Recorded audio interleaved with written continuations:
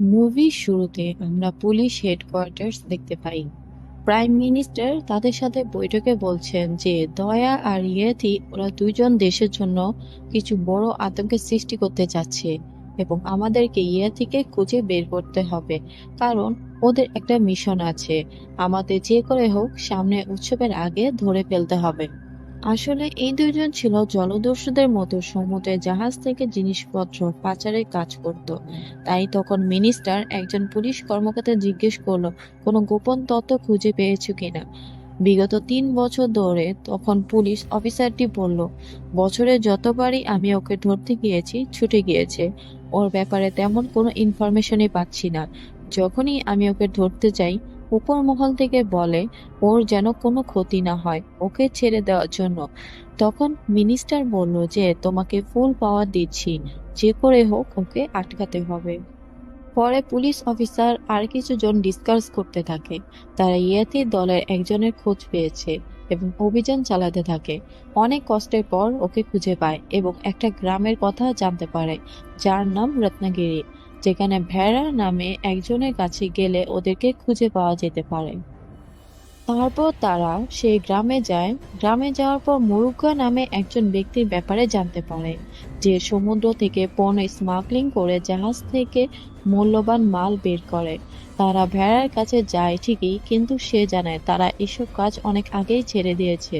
কিন্তু ওই পুলিশ অফিসারটি তাদেরকে ইয়েতিকে ধরার জন্য পরিচয় গোপন করে তাদের কাছে বলে, আমার কিছু জিনিস জাহাজ থেকে লুট করে আনতে হবে। এটা যদি করতে পারো তাহলে তোমরা যা চাবা আমি তাই দিব। কিন্তু তারা অস্বীকার করেই যাচ্ছিল। এমন অবস্থা দেখে পুলিশ অফিসার বুঝতে পারে তারা অবশ্যই এই ব্যাপারে কিছু জানে। পুলিশ অফিসার সমুদ্রের এখানে একজন লোককে বলছিল, আপনি তো মুরব্বী মানুষ, আপনি কি তাদের বুঝাবেন? তখন সে জানায়, এই যে সমুদ্র দেখতেছ, এই সমুদ্রের নাম লাল সমুদ্র। এটা এমনি এমনি লাল সমুদ্র হয়নি। এটা তৈরির পিছনে অনেক মানুষের রক্ত ঝরেছে। আর তুমি তাদের বিরুদ্ধে আসছো। পুলিশ অফিসারটি তার নাম জিজ্ঞেস করে। সে বলে, সিংহাপ্পা। সিংহাপ্পা তাদের নিয়ে সমুদ্রের নৌকা করে তাদের গ্রামে নিয়ে যাচ্ছিল এবং তাকে একটি গল্প বলছিল যে কিভাবে এই জায়গাটি তৈরি হয়েছে এবং এখানে কার কার অবদান আছে আর এই জায়গাটি কেন এত গুরুত্বপূর্ণ।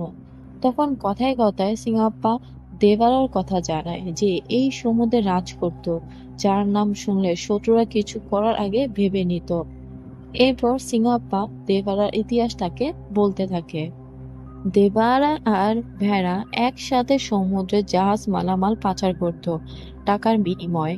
সেখানে দেবারা অনেক টেকনিক ফলো করে জাহাজ থেকে সহজেই অবৈধভাবে মাল পাচার করে লাল সমুদ্রের মাধ্যমে নিয়ে আসতো। গ্রামের সবাই দেবারাকে অনেক সাহসী এবং বীর হিসাবে দেখতো, কারণ সে ছোটবেলা থেকে অনেক বুদ্ধিমান ও সাহসী। তাই কেউ ওর সাথে টক্কর নিতে পারতো না।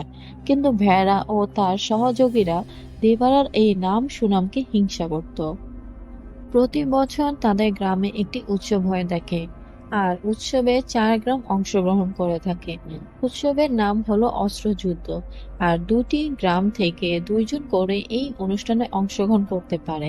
আর যে জিতবে সে ওই অস্ত্রের টিলাটা তাদের, কারণ তারা মনে করতো এটা তাদের গ্রামকে আয় বাড়িয়ে দেয় এবং এটা গ্রামের সবার ভাগ্য বদলে দেয়। এই উৎসব প্রতি বছরের মতো দেবারা জিতে। তাই এবার সে চেয়েছে যেন রায়াপ্পা গ্রাম এটা জিতুক। কিন্তু তাকে ভেড়া বাধা দেয় এবং তাদের মধ্যে অস্ত্র লড়াই হয়। শেষে দেবারা জিতে আর অস্ত্রযুদ্ধ অর্জিত সেই টিলা রায়াপ্পাকে দিয়ে দেয়। প্রত্যেকবারের মতো এইবারও দেবারা ও ভেড়া সমুদ্রে জাহাজ থেকে মাল পাচারের জন্য গেলে সেখানে তাদেরকে জাহাজের নাবিকরা ধরে ফেলে এবং নাবিকরা বলতে থাকে, তোমরা যেসব এখান থেকে লুট করে থাকো আর তোমরা যে গোপনে যে জিনিসগুলো নিয়ে থাকো, তোমরা কি জানো আসলে এইটার ভিতরে কি আছে, এটার কারণে কি হতে পারে? পরে গিয়ে নাবিক ক্যাপ্টেন তাদের দেখায় সেখানে অস্ত্র বোমা এসব আছে আর তাদের এই আপনজন এসব দ্বারা মারা যায়। তাই তোমরা তোমাদের পরিবারের কথা চিন্তা করে এবং দেশের মানুষের কথা চিন্তা করে এসব করা বন্ধ করো। দেবারা বুঝতে পারে তাদের দ্বারা কত বড় অন্যায় হচ্ছে, কিন্তু ভেড়া সে এসব কোনো কিছু পরোয়া না করে সবাইকে মারতে থাকে এবং দেবারা যখন এসব দেখে সে প্রতিহত করার চেষ্টা করে এবং সে প্রতিহত করে আর জানায় আজকে থেকে এই সমুদ্রের জাহাজে তারা মাল লুট করবে না, এটা তার ওয়াদা। কেউ যদি সেটা করার চেষ্টা করে তাহলে সে তাদের দেখে নিবে। গ্রামে ফেরার পর ভেড়া ও তার সাথীরা অনেক রাগান্বিত হয়ে থাকে। কেন তাদের দেবারার কথা শুনতে হবে? সে কে যে তার আদেশ মানবে? দেবারা গ্রামে আসা সেই পুলিশ ডিএসপি আর মুরুগা সেখানে গিয়ে হুমকি দিয়ে আসে, যদি তোরা আবার এই গ্রামে আসিস তোদের কেউ বেঁচে ফিরতে পারবে না। আমি আজ পর্যন্ত কখনো তোদের কাছে জিজ্ঞেস করিনি লুট করা মাল আসলে কি, কিন্তু তোরা গোপনে এসব অস্ত্র দিয়ে আমাদের উপরে জুলুম করে হত্যা, আমি এটা মেনে নিব না। দেবারের অনুপস্থিতিতে ভেড়া অনেকবার চেষ্টা করে সমুদ্রে যাওয়ার জন্য, কিন্তু কোনোভাবে তার চোখ ফাঁকি দিতে পারে না। পরবর্তীতে ভেড়া সিদ্ধান্ত নেয় যেভাবেই হোক দেবারাকে হত্যা করতে হবে। তাই সে একটা ফন্দি আঁটে। রায়াপ্পার অন্ধ বোনকে দিয়ে সে তার নিজের ভাইয়ের বিয়ের কথা বলে। বিয়ের রাতে সে দেবারাকে মাতাল অবস্থায় মেরে ফেলতে চায়। এই কথা যখন রায়াপ্পা জানতে পারে সে বলে এটা কখনোই সম্ভব নয়। তখন ভেড়া বলে যদি নিজের বোনের মৃত্যু দেখতে না চাস তাহলে মুখ বন্ধ রাখ। রায়াপ্পা দেবারাকে বলে তারা আবার সমুদ্রে গিয়েছে। তখন দেবারা সমুদ্রের পাড়ে গিয়ে ঘুমিয়ে পড়ে। এই সুযোগে তারা তাকে হত্যার চেষ্টা করে কিন্তু ব্যর্থ হয়।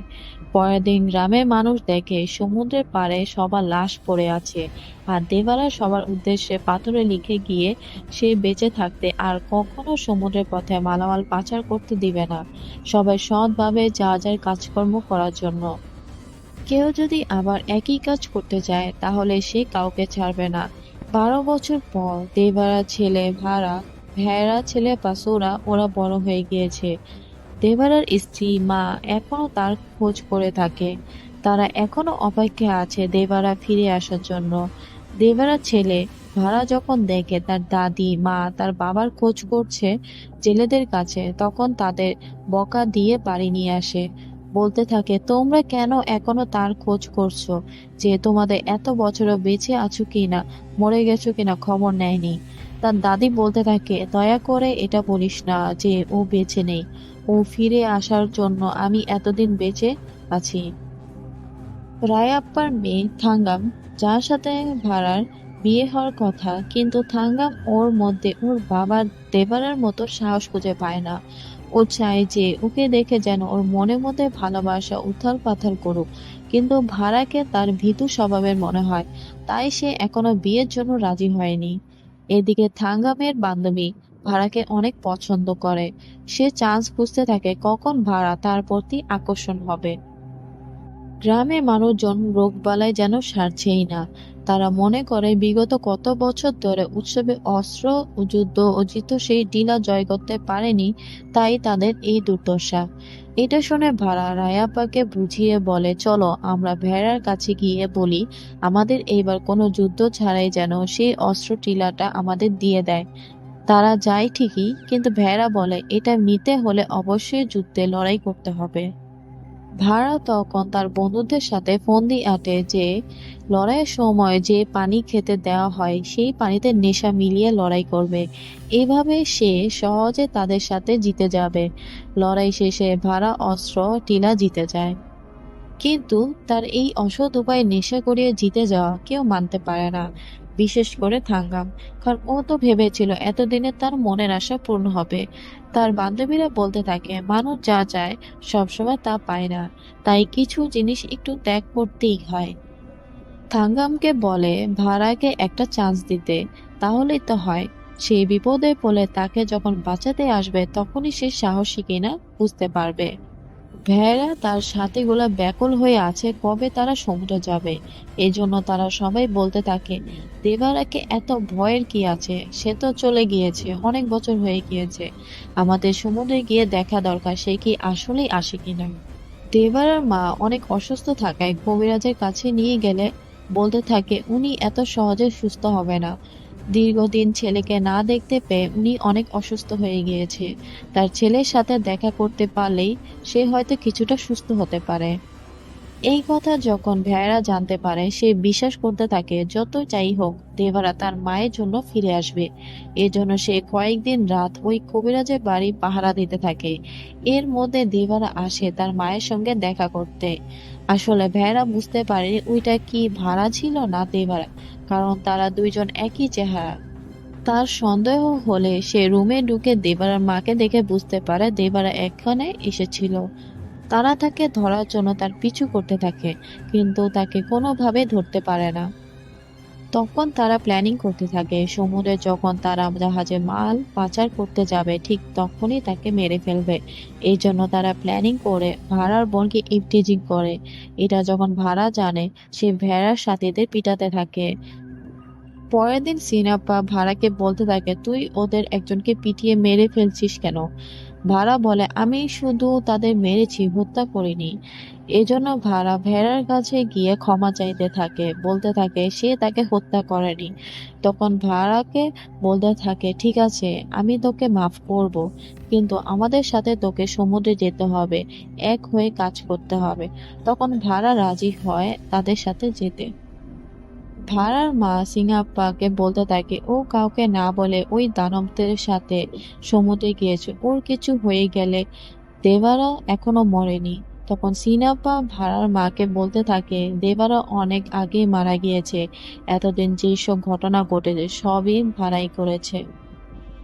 ওই সময় দেবারা তাদের নৌকায় আক্রমণ করে। এতক্ষণ ধরে তারা বুঝতে পারছিল না যে আসলে কোথা থেকে তাদের ওপর হামলা হচ্ছে। ভাড়া তখন বেঁচে থাকা লোকজনদের নৌকায় উঠাতে ছিল। নৌকার উপরে থাকা একজন বলতেছিল দেবারাকে আগে মারতে হবে, কিন্তু এখনো তাকে দেখতে পায়নি। আসলে দেবারা এখানে ছিল না, ভাড়া ছিল দেবারা সেজে তাদের সবাইকে আহত করে ফেলে।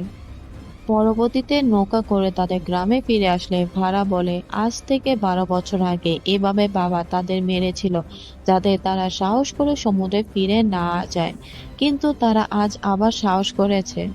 সিং আপ্পাকে বলতে থাকে বাবা যেভাবে ওদের পিঠে আঘাত করেছিল আগে, ঠিক একইভাবে আমার পিঠেও আঘাত করো, যাতে আমাকে কেউ সন্দেহ না করে।